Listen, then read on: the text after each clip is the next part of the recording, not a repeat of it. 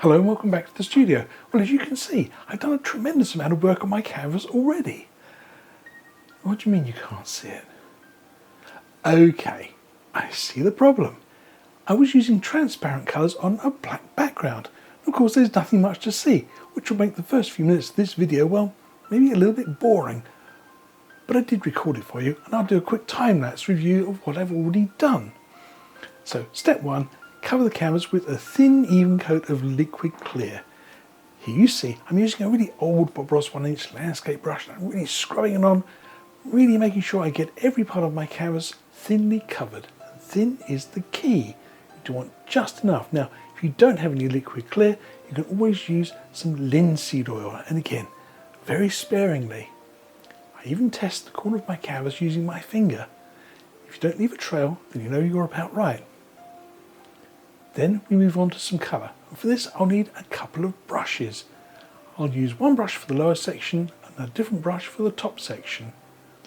On my palette, I'm using Indian Yellow for the lower section and Phthalo Blue for the top half. Now again, the Indian Yellow is sort of semi-transparent and you can't really see it very well, and the Phthalo Blue at the top, well, that's completely transparent and you can't see any of that. And sort of somewhere in the middle, there's, well, a little bit of a meeting. And of course we get some lovely green. Having prepared our canvas, let's start with doing something you can actually see. Now that's you all caught up, but well, there's the producer over there, waiting for the next clip. So I better get on with things. Right, Henny Boo? Lovely boy. Yes. So that's us all caught up with what I was up to with my canvas. Have a quick look back at my palette. You can see that some titanium white is here now, and I've got out a nice new clean soft brush, not those really old worn ones I was using before. I'm going to take a little touch of this titanium white, and as I said, the bottom half is Indian Yellow, top half Phthalo Blue, and where these two meet, well, blue and yellow makes lovely green, but I want a bit of a glow along the horizon line. Now I hope that shows up nice and bright. Let's up the exposure on my camera because I think that's not really showing you what this really looks like. Ooh, that's looking better. How about that? Yes! Now you see it. It's a beautiful golden colour. And because it's over black, it's got a bit of a greenish tint to it. Now, I put on plenty of Indian Yellow to make this colour show up. If you're a bit mean with it, instead of having this lovely golden glow, it might start to look a bit sort of grey, almost green grey. So, top tip for you, put on plenty of the Indian Yellow colour. Now, I'm going to blend this up and I'm going to slowly let this run out because I want this to look like a bright glow on the horizon. I'll knock off the surplus paint from my brush. Slowly blend this out.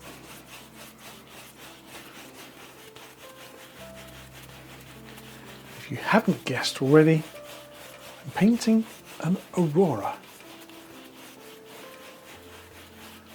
There we go. So the idea is it's going to go from bright gold to dark. Go backwards and forwards over it until this disappears completely. Knock off a little bit more, blend out that edge. So I want my gold to look like it's fading into the night sky.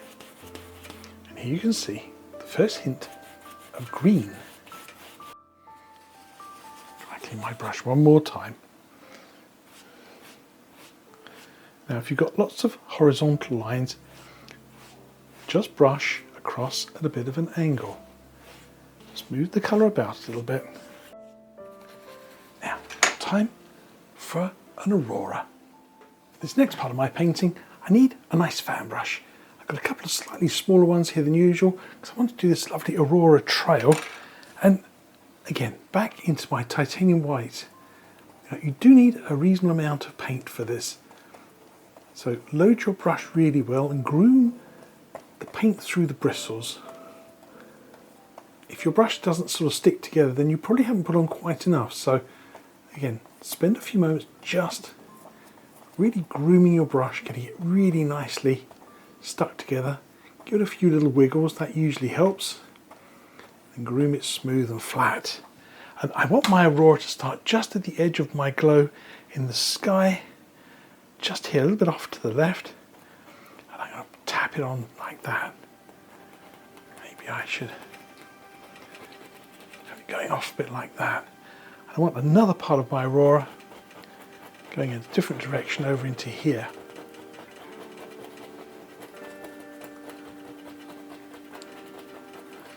You see, you don't have to be particularly careful, just get some nice patterns going. And then I'm going to take my 1-inch brush again, nice dry clean. Now I want some nice upward strokes and use a nice firm pressure on this brush, really press into the canvas, press and pull, and then you just want to lift off, a little bit of a flourish. Let me move my camera just to one side for you. As you go, dry clean your brush, and again, just lay your brush firmly on the canvas. I'm trying to do it with my hand in the way. And I'm sort of aiming a bit more for the sort of central area of my painting. So this might not look quite so effective from the angle you're viewing at. Pull up. There we go.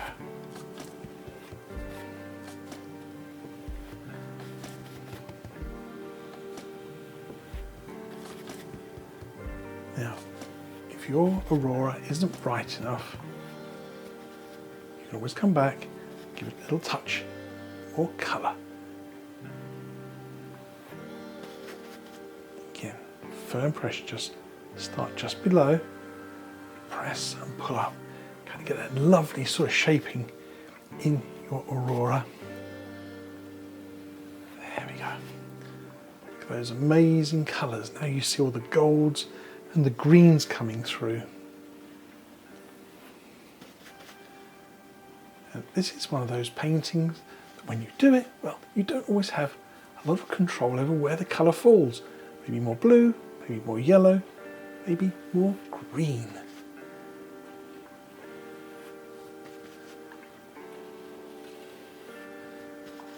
Now, if you don't get enough brightness on this and you want things to stand out a little more, always go back and add a little bit more paint. For instance, I want this to be a little brighter here. I'll dab on a bit more paint and pull that up. There, see, I just brightened up an edge. And it's good fun just to go back over a couple of bits. Maybe you want that a bit brighter.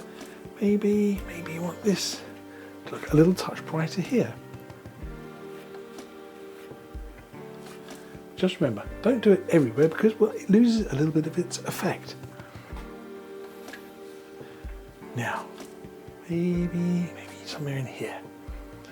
You want this to be a little touch brighter too. See, I'm using a reasonable amount of paint here.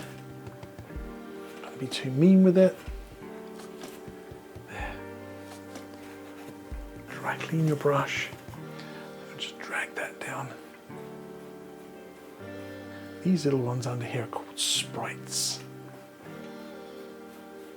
That looks a bit bright over there. I think I need to balance it up a little bit more. I think I'll add a touch more brightness over here.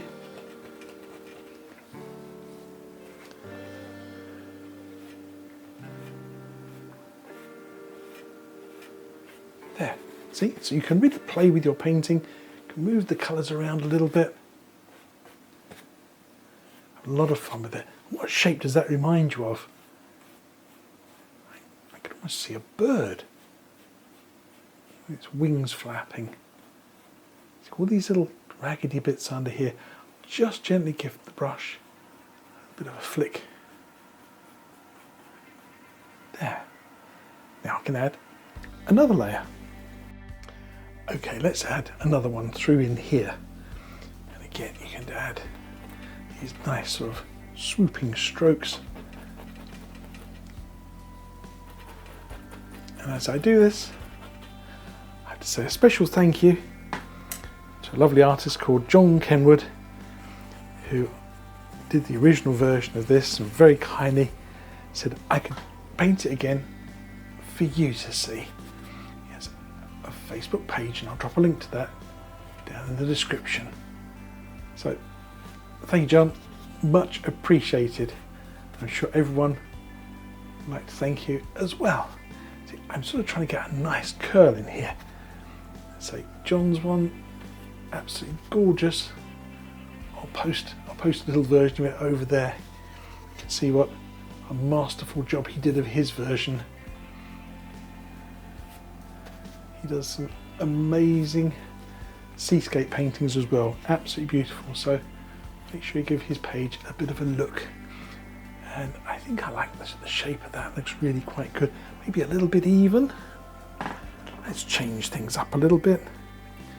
Again, you can come back and just have a little play with this if you want to. You want to change things a little bit. Let's add something there, see what happens. As I said, this is very much an experimental sort of painting. You don't always get a choice in where things are going to go. So there we go, a nice little curl. Maybe get that little bit of a back flick. There. I think I'll do something going off in the other direction as well. All the time, giving my brush a nice wipe. I'll do a few little flicks through there. She's got that nice curl back. I'll try and preserve that bit of dark. And then I'll start doing some little upward flicks from there. And again, up into there. Try and save that little dark in there. And then a lot of pressure, a nice upward flick from there. That way it looks like it's folding back on itself. It takes a little practice. There we go, now you've got that lovely curtain effect happening. And if you want to pull a little further with your brush, go back over and just drag that colour. Make it stretch up into the sky. These ones are more tricky because you're going to bump into the back of those ones. So once you've done this first band, I don't tend to like to come back over any of it because it will make everything just, well, a little bit sort of messy. And again, just a little touch up, any little speckles. You want to touch up on the edges, you can. Little short flicks.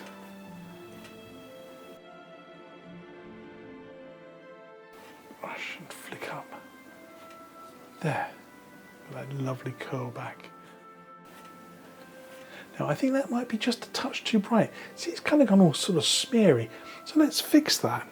I still have my brush with a little bit of blue on it, and I still have my yellow-green brush here. So what you can do is take your brush and just very, very firmly press, go back through. See what I did there? I just kind of broke that chunk in half. So just pick up that chunk of white paint. The only thing is you can't keep on doing that because eventually you'll just make that into a big smudge or a big smear. So I broke it through with a single stroke and now I have to leave it alone. But there you go, top tip for fixing an Aurora. And I really love the shape of this. Now here comes my second pickle. Yep, I couldn't resist it. I went back and started playing with the Aurora. And all that after telling you not to. See the problems I get myself into. Brightening something up, pushing it up, fiddling around with it, pulling it up, pulling it down. No, you see, I just made a big smudge. So there's my Aurora done. But as you saw in that last little section there, I got a little bit cocky, didn't I? I thought I could just add a little bit to my Aurora and just patch it all in. And it almost went badly wrong. But I think I can cover that up with a few nice fir trees. But there's a warning for you. Don't come back and fiddle with your Aurora. You'll break it, like I almost did. Anyway, let's paint some nice fir tree tops on it next. For my fir trees, I need a lovely dark green colour. And I've got some phthalo blue left over, and I put a bit of Indian yellow back out, and I put a touch of black out there. I think I might need to just darken this mixture a little bit. So take whatever blue you have left over, some Indian yellow with it. This will make me a lovely dark foresty green colour. And as I say, I'll add in a little bit of black as well. And there we are, a lovely deep forest green colour. And for this next stage, I'm going to need another clean, dry fan brush. Go through that lovely dark foresty green colour and load your brush really well. Give it a good wiggle, both sides, and make sure you get those corners especially well covered. Because we're standing on the ground looking up at the trees, there tends to be a sort of tendency for your trees to sort of taper in at the top. It's a lovely effect. It does make you look as though you're looking up into the sky. So I'm going to put on here just a few sort of suggestions of where I want my trees to be. And I'm using just a little bit of paint. There we go. So that's got that nice sort of curving stroke to it. I think I need to put one through here. This will cover up that bit there that I made a bit of a ricket. All the ones over here, maybe through that bit. There you go. See, so I got 3 nice tree shapes here, and I can put in a few more as well through there. Now I'm going to try not to space them apart too evenly. I might put some smaller ones in between just for a little variety. I want my branches to fall with a downward stroke to them. So the idea is that we want to have our brush tipped over and down at an angle, and we're going to use just the corner of our fan brush, and we're going to just do a few little touches. We're going to simply go across the centre of the tree. You can do a sort of a nice zigzagging pattern. As I go down, I press a little harder.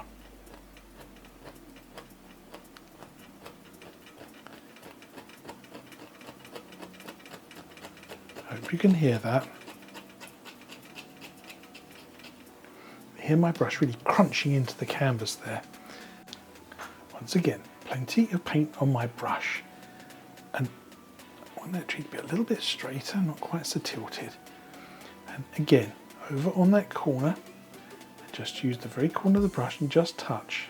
I want to create sort of a few little crossbars first of all, and then as you come down, so you can press a little firmer.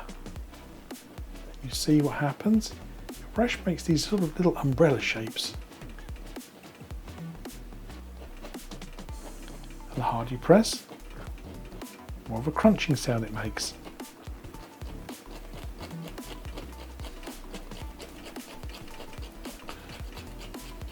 And that crunching sound tells me that you're using enough pressure on the brush. If it doesn't crunch, then, well, you're probably being a little bit too gentle with the paint. Now, I did that tree as a zigzag version, but you can also do this version. This is the other way you might want to paint them. Just do the centre first. Kind of practice your pressing strokes. So this gives you a nice narrow tree. You can come back, you can add some side branches. You can pick your point, add a few, some here, some there. And this way you have a little more control.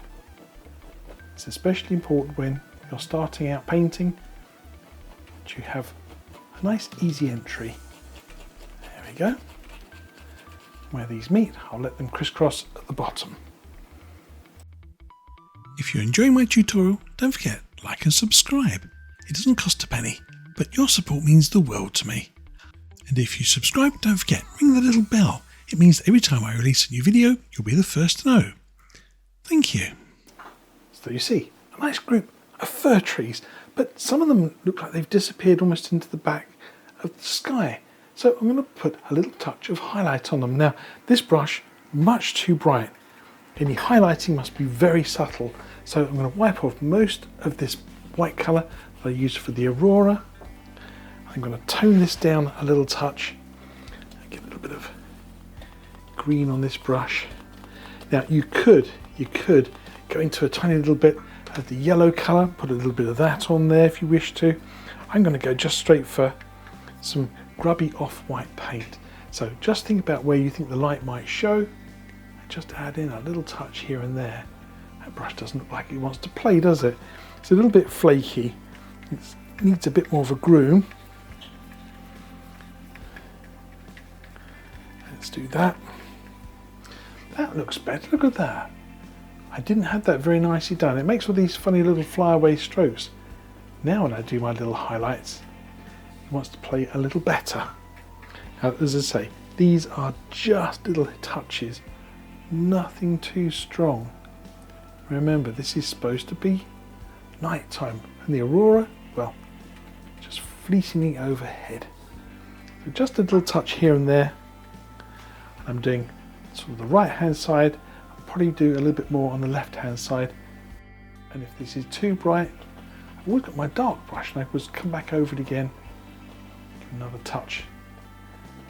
Just soften those up a little bit.